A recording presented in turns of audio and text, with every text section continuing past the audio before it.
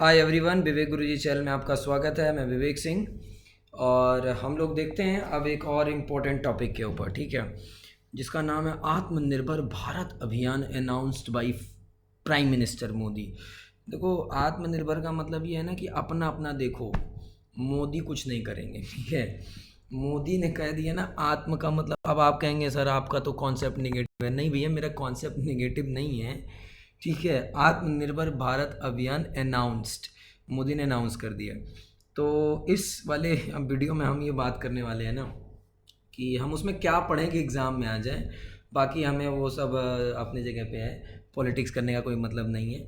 चलो लेकिन देखते हैं, सबसे पहले टाइम वेस्ट नहीं करते हैं। आत्मनिर्भर भारत जो है, पहली बात तो जीएस प्रीलिम्स और जीएस थर्ड इकोनॉमी के लिए बहुत इंपॉर्टेंट है।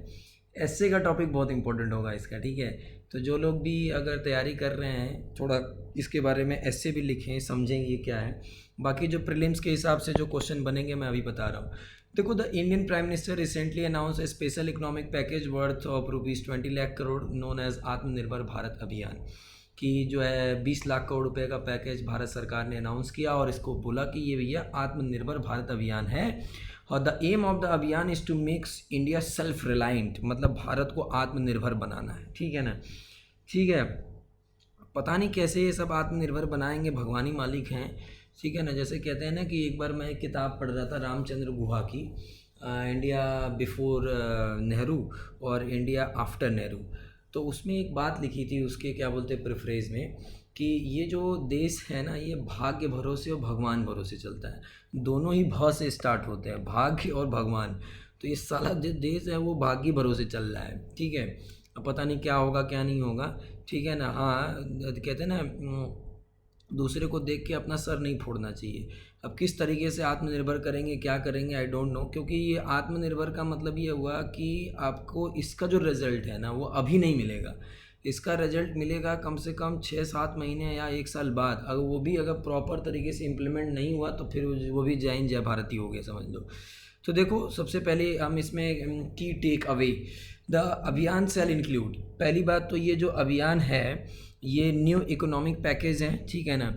और earlier government announcement during Covid crisis के पहले किया गया। और डिसीजन टेकन बाय आरबीआई, ये डिसीजन बेसिकली आरबीआई ने लिया है। और ये जो है ऑलमोस्ट जो है इंडिया के जीडीपी का 10% है, तो ये इज़ वेरी इंपॉर्टेंट, ठीक है ना। ये आपको याद रखना है कि इंडिया के जीडीपी का टोटल 10% है।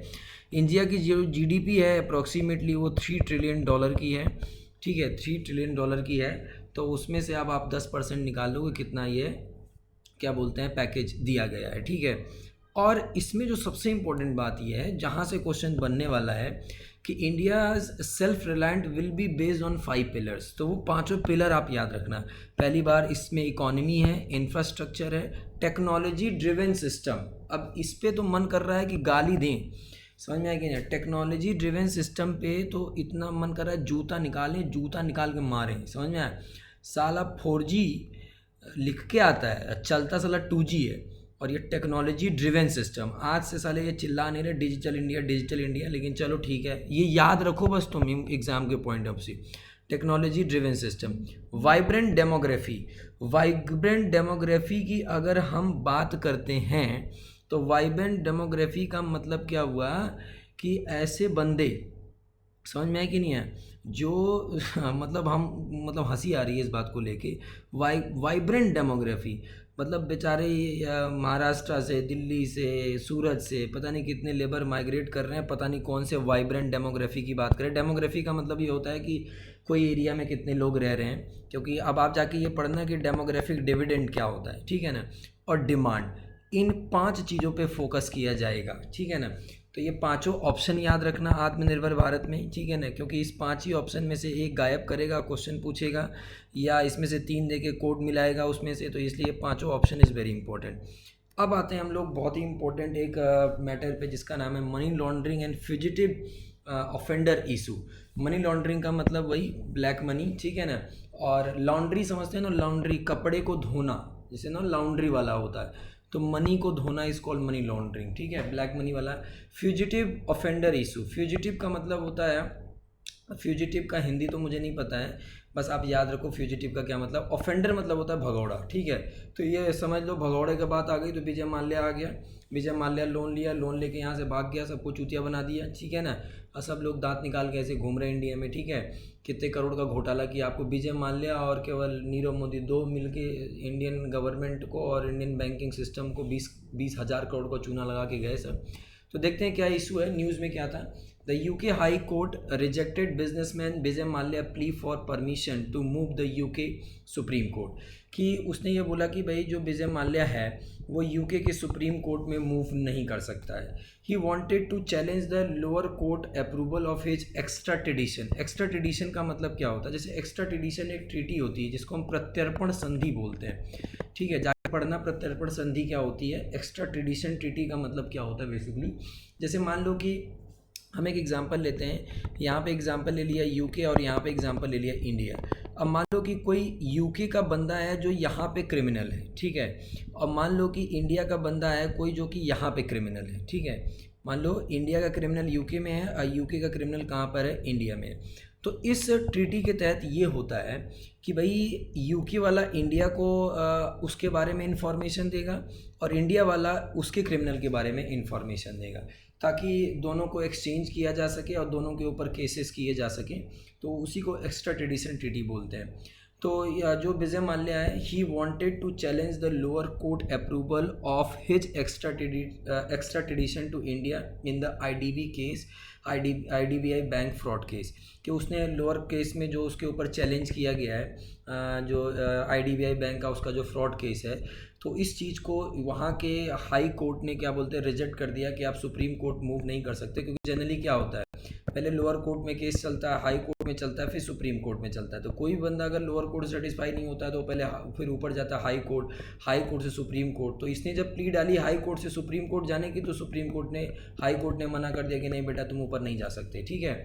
अब अगर हम बात करते हैं नेक्स्ट, ठीक है, तो इम्पोर्टेंट वैल्यू एडिशन, पहले ये समझते हैं कि ये केस क्या है। The case was registered against Vijay Mallya for fraud, misrepresentation to the bank in securing credit facility, conspiracy and money laundering. वही लोन लेके जो भागा था उसका जो केस है, ये आपको पता ही है, फ्रॉड किया था उसने। तो the enforcement directorate of India attach asset worth 13,000 crore, इसमें से 13 करोड़ दे देता तो हम पढ़ाते नहीं, ठीक है ना। The enforcement directorate of India attached asset worth ₹13,000 crore in connection with the case against him.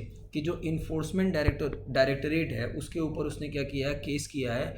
और वो जो केस बेसिकली कितना है, 13,000 करोड़ का है। तो on it's request a Mumbai court declare him a fugitive. मतलब जो ईडी है इसके आधार पे, मतलब इन्फोर्समेंट डायरेक्टरेट के बेस पर मुंबई की कोर्ट ने विजय माल्या को एक भगौड़ा साबित किया है, और वो भगौड़ा साबित किया है फ्यूजिटिव ऑफेंडर एक्ट के तहत। तो हम ये समझते हैं कि ये इन्फोर्समेंट डायरेक्टरेट क्या होता है और ये जो फ्यूजिटिव इकोनॉमिक ऑफेंडर जो लॉ है इसके बारे में हम समझते हैं नेक्स्ट स्लाइड में। देखो इन्फोर्समेंट डायरेक्टरेट क्या है, it is a law enforcement and economic intelligence agency. देखो सीबीआई भी एक इंटेलिजेंस एजेंसी है, इंटेलिजेंस ब्यूरो भी इंटेलिजेंस एजेंसी है, लेकिन बेसिकली जो इन्फोर्समेंट डायरेक्टरेट है ये केवल कैसी है, इकोनॉमिक इंटेलिजेंस एजेंसी है, ठीक है। It is responsible for enforcing economic law and fighting economic crime in India. कि मतलब इंडिया में जितने भी आर्थिक कानून बनाए गए हैं और जितने भी इकोनॉमिक क्या बोलते हैं क्राइम होते हैं उनको ये इन्फोर्स करती है। It is a part of department of revenue. Department of revenue ministry of finance में आता है। जैसे मिनिस्ट्री ऑफ फाइनेंस में 5 डिपार्टमेंट होते हैं। पहला होता है डिपार्टमेंट ऑफ रेवेन्यू, दूसरा होता है डिपार्टमेंट ऑफ एक्सपेंडिचर, तीसरा होता है department of economic affair, department of public asset Deepam जिसको बोलते हैं department of investment, public asset management, और लास्ट होता है डिपार्टमेंट ऑफ फाइनेंशियल सर्विसेज। तो ये डिपार्टमेंट ऑफ रेवेन्यू में के तहत आता है कौन, क्या बोलते हैं आपका इन्फोर्समेंट डायरेक्टरेट। तो ये भी क्वेश्चन याद रखना है। The prime objective of the agency is the enforcement of the 2 की एक्ट। मतलब जो इन्फोर्समेंट डायरेक्टरेट है भारत में जो भी कुछ इकोनॉमिक क्राइम को रोकने के लिए काम करता है, तो वो बेसिकली 2 एक्ट के तहत अपने पावर को डिराइव करता है। कौन, इन्फोर्समेंट डायरेक्टरेट। पहला जो एक्ट है उसका नाम है फॉरेन एक्सचेंज मैनेजमेंट एक्ट, जिसको हम फेमा कहते हैं, 1999, और दूसरा है prevention of money laundering act 2002। ये दोनों एक्ट याद रखना। मतलब फेमा और prevention of money laundering act के तहत जो इन्फोर्समेंट डायरेक्टरेट है, जो कि डिपार्टमेंट ऑफ रेवेन्यू में आता है, मिनिस्ट्री ऑफ फाइनेंस के, इकोनॉमिक क्राइम को रोकने के लिए काम करता है। मतलब इसको बेसिकली पावर कहाँ से मिलती है? बेसिकली फेमा और PMLA एक्ट के तहत। तो ये बहुत इंपॉर्टेंट क्वेश्चन है, इसको याद रखना। बार बार आप ईडी ने नोटिस दी, ईडी ने नोटिस दी, ऐसा न्यूज़पेपर में सुनते हैं, तो ईडी के बारे में समझ लो ईडी क्या होती है। अब लास्ट बात करते हैं कि फ्यूजिटिव इकोनॉमिक ऑफेंडर एक्ट क्या है। बेसिकली ये एक्ट 2018 में पास किया गया था। ये एक भगौड़ा कानून है। ये बेसिकली कानून क्या कहता है कि कोई भी बंदा अगर 100 करोड़ तक का फ्रॉड करता है और फ्रॉड करके वो अगर इस देश से बाहर चला जाता है, तो इसी कानून के तहत उसको भगौड़ा घोषित किया जाएगा। फिर बाद में जो यहाँ की सरकार है और जो यहाँ की एजेंसी है उस बंदे के ऊपर केस लॉन्च करेगी और उसके ऊपर कार्रवाई करेगी, ठीक है ना। तो it empower any special court to confiscate all property and asset of economic offender who are charged in offense measuring over rupees 100 crore and are evading prosecution by remaining outside the jurisdiction of Indian court। कि 100 करोड़ का fraud करके वो यहाँ से भाग गया, ठीक है ना, और यहाँ आने के लिए नहीं कह रहा है, तो उसके ऊपर प्रोसिक्यूशन करने के लिए, उसके ऊपर कार्रवाई करने के लिए ये कानून स्पेशल कोर्ट को क्या करती है? पावर देती है। तो इतनी बातें आपको इसमें फ्यूजिटिव इकोनॉमिक ऑफेंडर में क्या करना है? याद करना है। क्योंकि ये जो कानून है वो अगर जैसे आप मान लो 1300 करोड़ रुपए की प्रॉपर्टी उसकी दिखा रहा है और अगर ये सारी चीज़ें प्रूफ हो जाती है तो वो सारी प्रॉपर्टी को ये जो कानून है उसके तहत इन्फोर्समेंट डायरेक्टरेट क्या कर लेगा? कन्फिस्केट कर लेगा, मतलब उसको जब्त कर लेगा। समझ में आएगी नहीं? तो thanks for watching me, Vivek Guruji, bye bye.